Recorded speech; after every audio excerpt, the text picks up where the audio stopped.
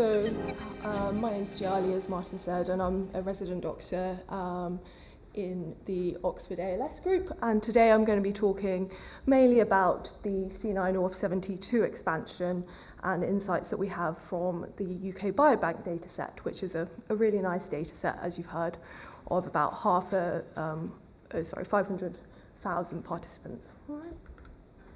So I don't need to reiterate that C9orf72 is a genetic variant that we can find in about 1 in 10 people with ALS or FTD.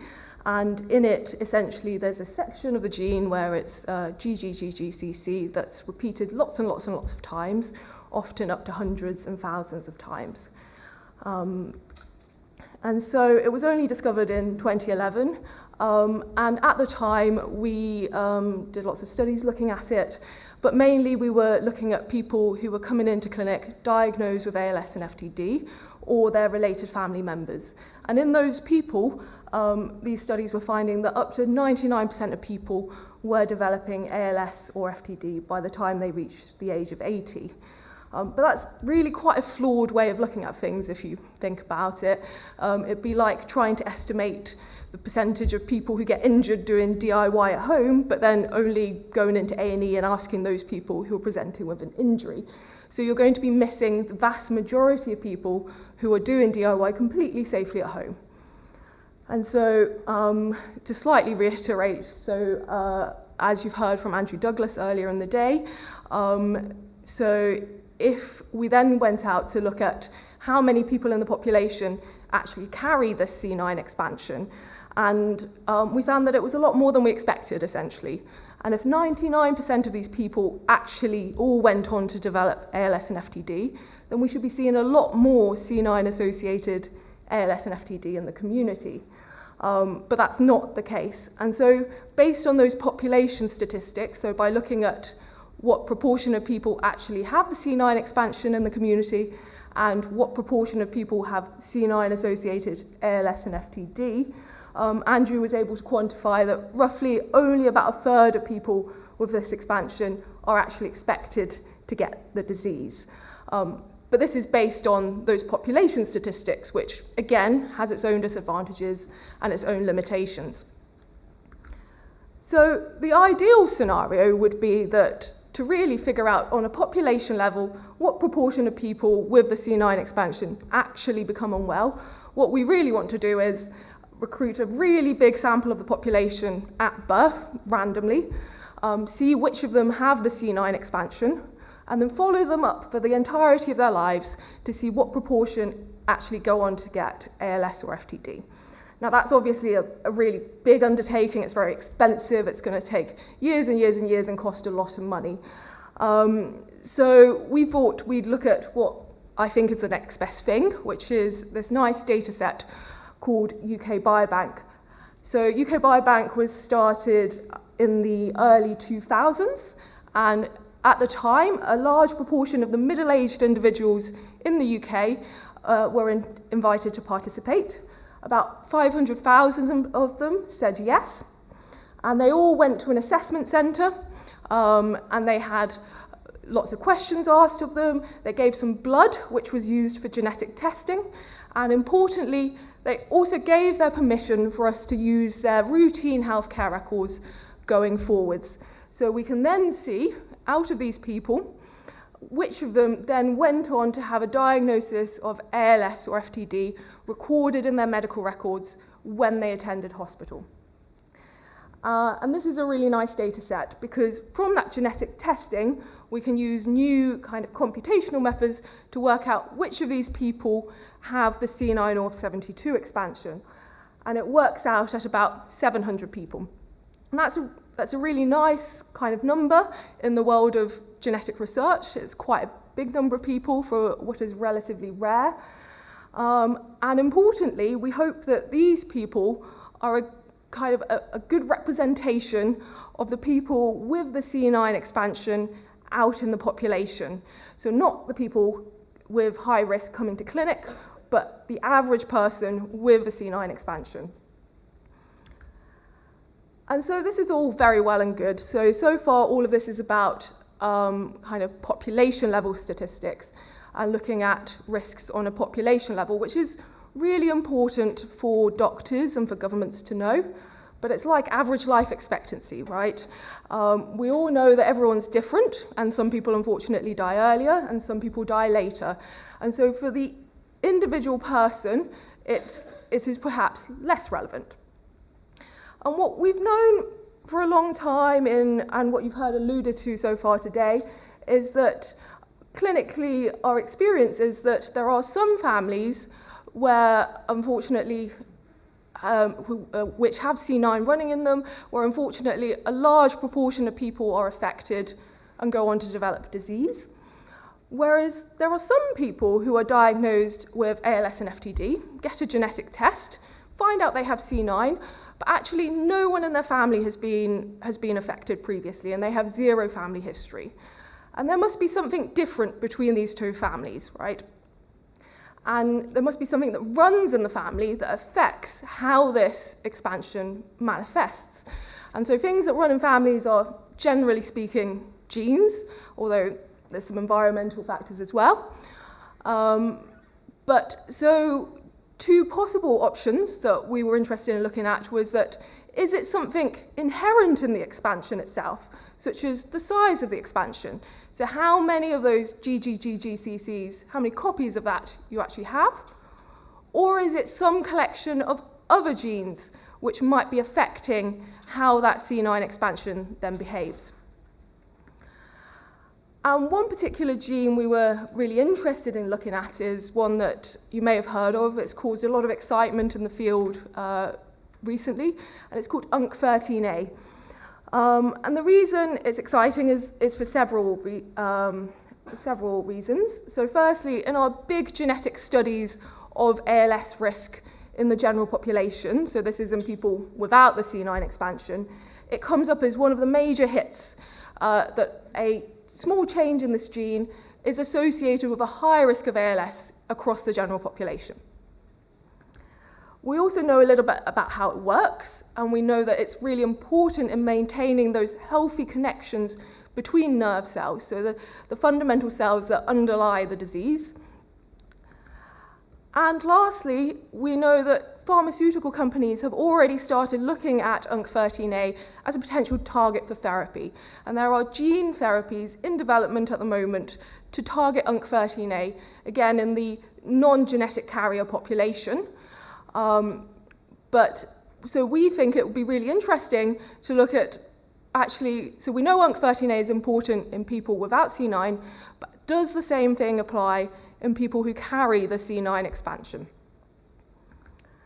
And so the aims of this work were sort of threefold. So firstly, I was going to ask the question, so in UK Biobank, how often do people with C9 actually get ALS and dementia? And then secondly, does the number of C9 repeats that you carry actually affect this risk? And lastly, do different forms of this gene, UNC13A, potentially affect this risk? And so for the first question, how many people actually get ALS and FTD? So we took those 700 people who have the C9 expansion in UK Biobank, so they're represented in purple. And then for each person, we found several other people who were at the same age, gender, and ethnicity when they enrolled in the study, but who didn't have a C9 expansion. So we're trying to compare like for like, with the only difference being the C9 expansion. So in green, we've got those people without the C9 expansion. And when we look at the number of individuals at each separate age who have already got a diagnosis of ALS, we find that by age 80, it's about 1 in 300, which is as we would expect. It's about the incidence of ALS in the general population. However, when we look at those people with the C9 expansion and see how many of these people then have a recorded diagnosis of ALS, it's higher, as we would expect, but it's actually not as high as some of you might have thought from reading all those previous studies. So it only works out at about 21%, so 1 in 5 people by the age of 80 have a diagnosis of ALS in their medical records.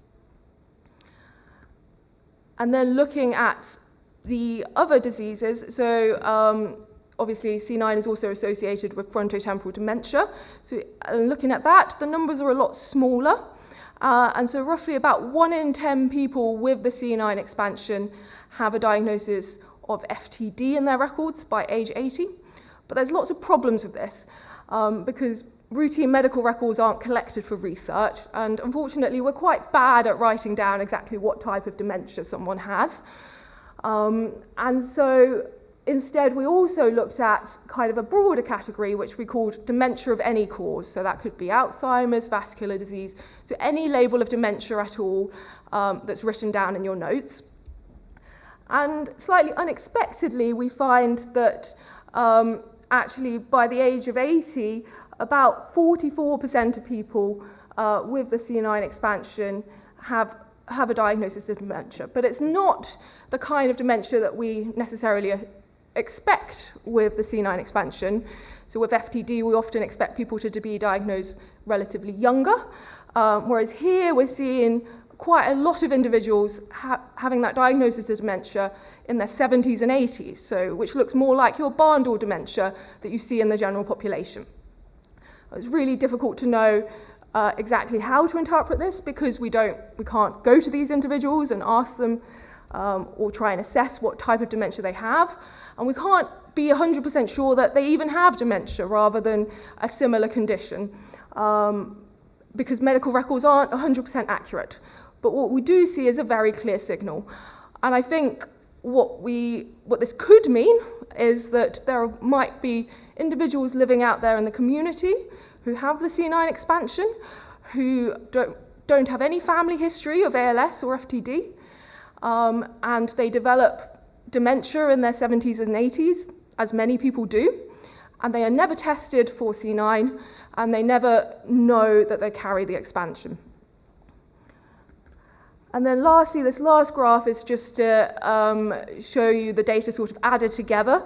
So if we count both ALS and any sort of dementia, then by the age of 80, we see that about 58% of people, so almost 2 in 3 people with the C9 expansion will have some form of ALS or dementia in these data.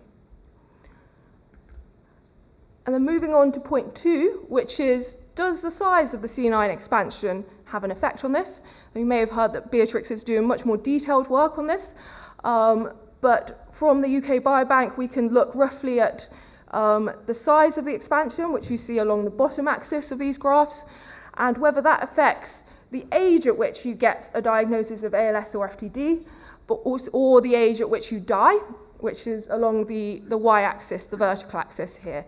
And so those things we're using as a proxy for your risk, essentially. Essentially, what we find here is that the lines are basically flat, which means that it doesn't matter if you have 100 repeats in the gene or 1,000 repeats in the gene. In these data, it doesn't seem to affect your risk of disease or your risk of death. And then moving on to looking at UNC13A. So about 1 in 8 people, so that's probably at least 10 people in this room today, will carry a form of the UNC13A gene. So it's a common genetic variant, which we call CC, which is in the maroon on this screen, although the colours are all slightly off, aren't they? And that, we know that in the general population, that gives you a higher risk of developing ALS or FTD. The rest of you will have forms of the gene which are either AA or AC, which gives you a low risk of ALS and FTD. And so we wanted to look at whether this also applies in people with the C9 expansion. And what we see is that, generally speaking, it does. So the bars are quite wide, so there's quite a lot of variability in how much risk each individual person gets from the gene, but overall it probably about doubles your risk of getting ALS, FTD, and any cause dementia. Now this is really exciting to me for a couple of reasons. So firstly, it shows that, well, it gives us further evidence that UNC13A is important in people with C9. And that's really exciting because if the gene therapies that are currently in development to target UNC13A work for the general ALS population, then from these data we would expect to see a similar effect in people with the C9 expansion. Secondly, what it shows is that even in people with a rare genetic change like the C9 expansion, we can still try and work out, we can do better to try and estimate what your individual risk of getting ill is. And we can do that by looking at other genes, such as these common genes, which can give us a little bit more information. Now, obviously, this is just the first step. Essentially, I'm planning to start a PhD with the group in August, and so if everything goes well, I'm really hoping to build on this work. My first aim will be to look at lots of other common genetic changes which we are already aware of from these gene studies, and to look specifically in people with ALS and FTD risk genes like C9, but also like SOD1 and the other risk genes, to see whether these common genetic changes can give us more information about an individual's risk. And I hope that by combining information from lots of these genes, we might be able to build better genetic risk prediction tools that we can apply hopefully one day to individuals. And then lastly, I want to look at how these genetic changes, especially these common genetic changes like the UNC13A variant, actually affect the symptoms that people get, whether you get ALS or whether you get FTD, how quickly the disease progresses, and generally how the disease manifests in people. So just as a quick summary, so to go back to our aims, so firstly, how many people with C9 get ALS and dementia? Well, in these data, it's roughly 58% of people with C9 in the UK Biobank have either a diagnosis of ALS or dementia by age 80. And importantly, this is a population level estimate, not an estimate of individual risk. Does the number of C9 repeats affect this risk? Well, in these data, it doesn't seem to be associated either with the age of onset or the age of death. But do different forms of UNC13A have an impact? Yes, we do see that this common variation in UNC13A roughly doubles the risk of disease in people with C9. And this is just to say thank you, obviously, to the rest of the group and also to the UK Biobank participants who gave their time and their samples for this. This is just a link to the paper in case anyone wants to read in a little bit more detail.